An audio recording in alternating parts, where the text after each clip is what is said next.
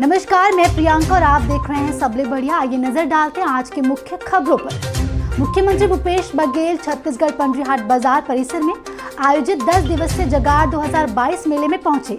वहां लगाए गए विभिन्न स्टॉलों का अवलोकन किया। बघेल ने इस अवसर पर शिल्पकारों और बुनकरों के कलाकृतियों की सराहना की। मेले में छत्तीसगढ़ सहित 12 राज्यों के शिल्पकारों और बुनकरों के विभिन्न उत्पाद के प्रदर्शन के लिए 140 स्टॉल लगे हैं। बता दें कि मुख्यमंत्री ने इस मौके पर नवीन शबरी एम्पोरियम का भी अवलोकन किया। मुख्यमंत्री भूपेश बघेल को रायपुर के आर्टिस्ट ने मुख्यमंत्री की पोर्ट्रेट और बनारस घाट की तस्वीर भेंट की। जगार मेला 10 जून से शुरू हुआ है और 19 जून तक चलेगा। जगार 2022 मेला कोरोना संक्रमण काल के कारण 2 साल बाद लगा है। इस मेले से शिल्पकारों, बुनकरों और कलाकारों को अपनी कला के बेहतर प्रदर्शन का अवसर मिला है। मेले में छत्तीसगढ़ के लिए कुल 80 स्टॉल हैं। वहीं मध्य प्रदेश, उत्तर प्रदेश, दिल्ली सहित अन्य शिल्पकारों के लिए 60 स्टॉल हैं, जहां कुल 11 राज्यों के शिल्पकार अपनी कलाएं दिखाएंगे। मुख्यमंत्री भूपेश बघेल से आरण्य ब्राह्मण समाज और गौंचा समिति के प्रतिनिधि मंडल ने मुलाकात कर बस्तर का पारंपरिक वाद्य तुपकी और पेंट भेंट किया और साथ ही उन्हें बस्तर गौंचा महापर्व 2022 में शामिल होने का न्योता दिया। बता दें कि बस्तर की परंपरा अनुसार स्थानीय तौर पर पेंट कहलाने वाले मालकांगिनी बैल के बीज को तुपकी में भरकर इसे दागा जाता है।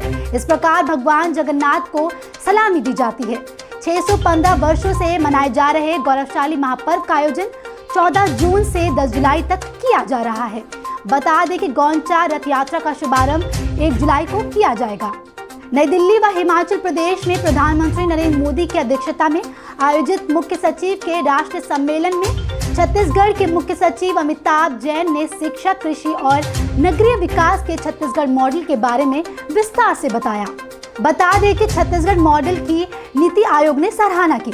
साथ ही मुख्य सचिव ने छत्तीसगढ़ मॉडल के तहत राज्य के शिक्षा, कृषि और नगरीय विकास की योजनाओं तथा इनके क्रियान्वयन से हो रहे बदलाव के विषय में जानकारी दी। मुख्यमंत्री ने राजधानी के न्यू सर्किट हाउस में आयोजित छत्तीसगढ़ राज्य बाल संरक्षण आयोग के स्थापना दिवस पर दीप प्रज्वलन कर कार्यक्रम का शुभारंभ किया। कार्यक्रम में मुख्यमंत्री ने आयोग की नई वेबसाइट को लॉन्च किया। उन्होंने आम लोगों में नशे के प्रति जागरूकता लाने के लिए ब्रोशर और लाइका मन के गौड़ पुस्तिका का विमोचन किया।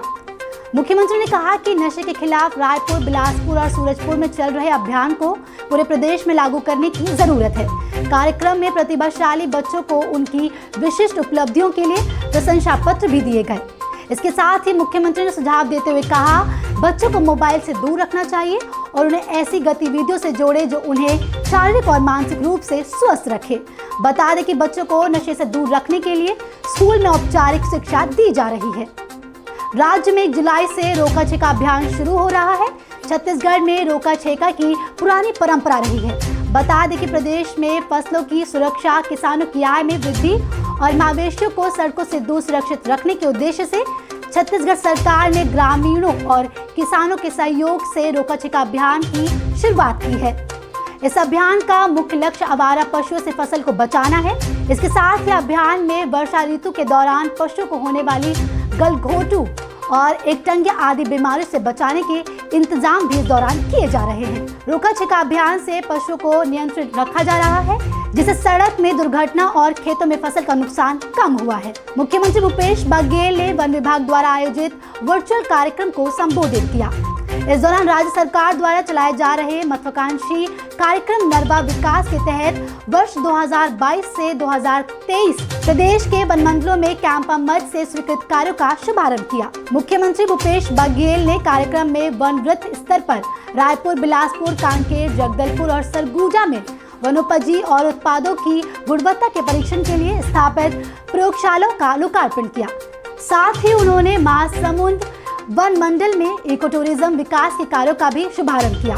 मुख्यमंत्री ने कार्यक्रम को संबोधित करते हुए कहा कि वनांचल में हरियाली लाने तथा लोगों की आय में वृद्धि के लिए नरवा विकास योजना महत्वपूर्ण है। उन्होंने कहा कि इसकी गुणवत्ता में कोई समझौता न हो, इसका विशेष ध्यान रखें। मुख्यमंत्री ने कहा कि सूरजपुर, बीजापुर और सुकमा में जल स्तर काफी नीचे है, इसलिए इन जिलों में अधिक से अधिक नरवा विकास का कार्य करने की जरूरत है। उन्होंने कहा कि नरवा विकास के कार्य से बायोडायवर्सिटी को बढ़ाने में भी मदद मिलेगी। साथ ही कार्यक्रम में मुख्यमंत्री ने कुछ जिलों में नेट से महुआ कलेक्शन के प्रारंभ हुए कार्य का जिक्र करते हुए कहा कि इससे महुआ इकट्ठा करने वालों को अच्छा फायदा हो रहा है।